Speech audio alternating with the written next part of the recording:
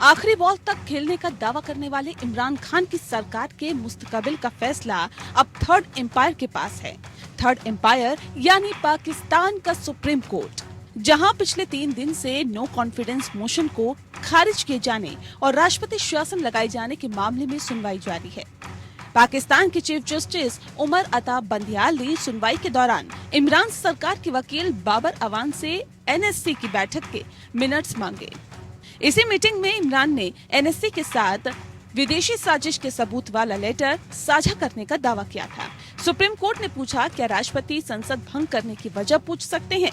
वहीं अदालत ने इस बात पर भी नाराजगी जाहिर की कि डिप्टी स्पीकर कासिम सूरी ने किस बिना पर नो कॉन्फिडेंस मोशन को खारिज किया। अदालत ने कहा कि डिप्टी स्पीकर का फैसला तथ्यों के बजाय आरोपों पर आधारित है। दरअसल नेशनल असेंबली के उपाध्यक्ष कासिम सूरी ने रविवार को प्रधानमंत्री के खिलाफ अविश्वास प्रस्ताव खारिज किए जाने के कुछ ही मिनटों बाद राष्ट्रपति आरिफ अलवी ने इमरान की सिफारिश पर नेशनल असेंबली को भंग कर दिया था। सत्तारूढ़ गठबंधन से 2 अहम सहयोगियों के हटने के बाद इमरान ने संसद के 342 सदस्य निचले सदन बहुमत खो दिया था।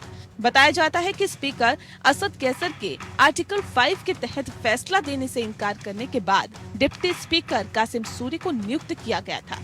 कासिम सूरी ने विदेशी साजिश मानते हुए नो कॉन्फिडेंस मोशन खारिज कर दिया था। इसी फैसले के बिना इमरान की सिफारिश पर नेशनल असेंबली भंग किए जाने से राष्ट्रपति आरिफ अलवी की भूमिका पर भी सवाल उठ रहे हैं। राष्ट्रपति के वकील ने कहा कि कोर्ट को स्पीकर के काम में दखल देने का हक नहीं है। वहीं राष्ट्रपति ने चुनाव आयोग को चिट्ठी लिखकर चुनाव की तारीखों का ऐलान करने को कहा है। वहीं अदालत का फैसला खिलाफ आने के अंदेशे से पीएम इमरान खान ने लोगों से साथ देने की अपील कर डाली। इमरान ने आवाम को जमहूरियत का सच्चा सिपाही बताया।